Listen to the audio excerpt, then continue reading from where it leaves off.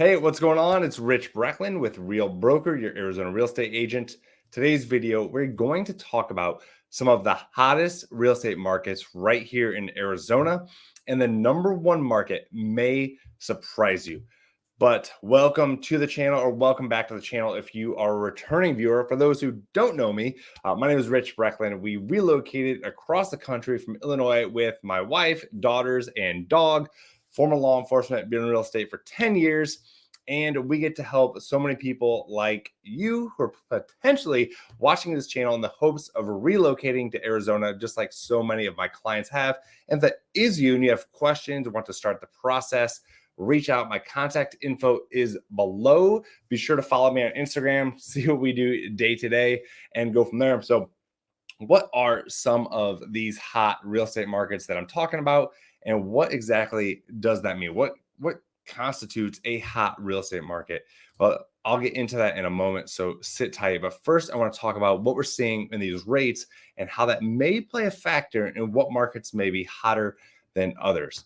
Now, we did see some lows quite a bit. And let me go here to the 30-year fix where we're at. So we're up to 6.88. Now, we were down quite a bit. And don't look at those 2022 numbers, you just get depressed. But we're not at the 7.5s, which we were in the fall. But in January, we were in the low sixes, some 5.99. And now we are up on a 30-year fix to just under 7%. And yes, rates have a very, very strong correlation with the market. I mean, that's what we experienced in the last 2 years was a crazy hot market, crazy low rates, and it presented a crazy buying frenzy. So how do we move forward? What does this look like with our market? Well, we kind of have to look at some other factors so that way you can understand some of these hot markets, why they're hot, and what that looks like. So currently today we have, and don't look at this number here, but the single family detached, we're right under or right at 12,000 homes. Now, for context, again, 2 years ago, year and a half ago, we were at 2,500 for a low, and we should be well above that. We should be above 12,000, and we got up to 17,500 in the fall. So we've fallen back, which has been good to help keep prices in check and from falling too rapidly because they did start to drop. We had an average of around $600,000 sale price, and then it went down to 510. And then the last metric here shows 516, and we are up now. So again, before we get into these hot markets, I want to go over a few stats and we'll get right to it, I promise. So right here, we're looking at month supply. We're at 2.8, which means if no homes get listed from today on, it will take 2.8 months before we have 0 homes on the market. Now, when we get above 6 and really above 5, that is a very strong buyer's market. 9, we're kind of in the distressed properties, foreclosures. Around 2008, there was around 13 to 18 months of inventory, if that gives you any indication of what this number means. Now, last year and the year before, we were under a month of inventory. And this listing success rate is a number I love to pay attention to. And we dropped down to under 60% a month ago. And last quarter, 63%. And then last 2 years, we're at 90%, which is insanely high. Some homes sold that I could not believe sold. And now we're up quite a bit from where we were last month. We were almost at 73%, which is great. And that also, which I'm not surprised, usually see a direct correlation of the listing success rate and a monthly sales price. And we're up from last month, still down from last quarter and last year, but up from 2 years ago and almost $200,000 above when we are 3 years ago. And that median has been holding steady for the last month or so at 410. Now, the number we're going to be talking about when we talk about these hot markets is the Cromford Market Index. Now, 100 is a balanced market, and below 100, buyer's market. Above 100 is a seller's market. Today, we're at 125.6, and we were above 300 2 years ago. So again, just for some context, so you can understand what that means is, 100, just a healthy, balanced market. So the fact that we're above 100 now, when we had dropped below, to me is a good sign, especially for my sellers out there who are a little worried, and we're having to see prices fall quite a bit. But I want to show you now some of these hot markets and the top ones. And again, you may be surprised when you see this. So this is from the Cromford Market Index. Chandler is number one. And last month, CMI was at 148. They've gone up 21% to 179.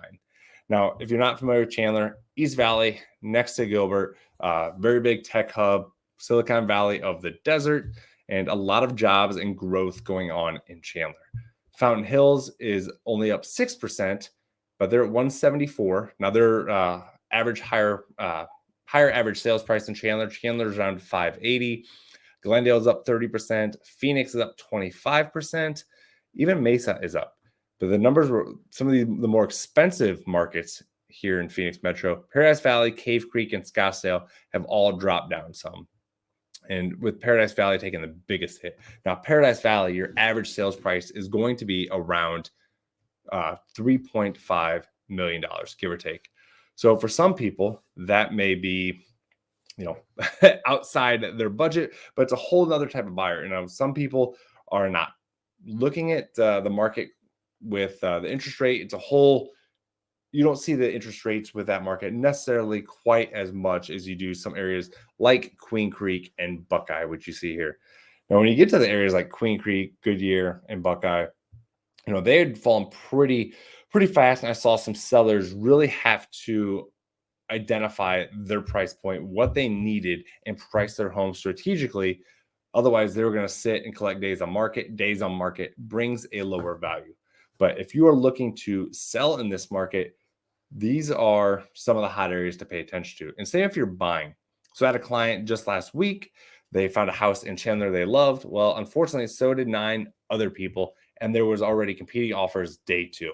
So we're starting to see that heat up again with certain properties in certain markets. So if that's you, just understand what your budget is and the type of home you want. The good thing is not necessarily with a home getting 8 offers, but it is becoming more and more acceptable for buyers to present to sellers a concession request. So with an offer, then you're requesting a concession from the sellers. So I have a property closing next month, and we are getting a 4% concession from the seller. We're closing Tuesday. We're getting 3%. And the last 2 I closed last week both got 3% concessions from the sellers, which really helps in buying down the interest rate, which you just saw was at 6.88%. But using that concession to do a temporary buy down or a complete buy down for the life of the loan, well, that is how you can do that and at least alleviate some of that monthly payment. And as I mentioned in other videos, going with the new construction route and using those incentives is also beneficial for you as a buyer. So what does this mean moving forward? Honestly, I can't predict the future. I don't know, but I know what we're seeing and actually boots on the ground and what is coming here. And 95% of all of my buyer clients are all relocation coming from Canada, California, Seattle area, the East Coast, really all over the country. And they're not worried about the market crashing. They're moving here for specific reasons, for usually a job, or they want to live here because it is Arizona. There's a lot going on and there's so much growth and development here. That factor alone, with so many people moving here and businesses developing and moving their headquarters here and the economic growth, I believe, again, this is my prediction, and I believe that is what is going to keep this housing market moving forward and staying in a good spot. And I'm not saying we're not going to have a dip in pricing, but I do not suspect a crash like so many others are calling for a crash. Now, I could be wrong. Rates could go to 12%, and then people just completely put the brakes on. But again, when you have rates that high, sellers aren't putting their houses on the market typically either, because they don't want to trade in a 3% for 12%. But again, we'll see what happens with job forecasts and what happens just with the economy in general. But I tell my clients, if you're looking for a home, you can afford the payment, you want to live here, and you're comfortable with what your financial situation is, your job, whatever that looks like, then buy the house. I mean, I'm in the same position. We just bought a house. We didn't look at, yes, I want the lowest rate possible, but it did not control whether I bought or not. I look at, I'm here for not a long time, and we need somewhere to live. I'm going to live somewhere I like and enjoy and comfortable. And that's what we do. And that's what a lot of people do. Don't try and day trade real estate. But if you're looking to move here, obviously reach out. My contact info is below. Follow me on Instagram at Rich Brecklin. I'll see you on the next video. Have a good one.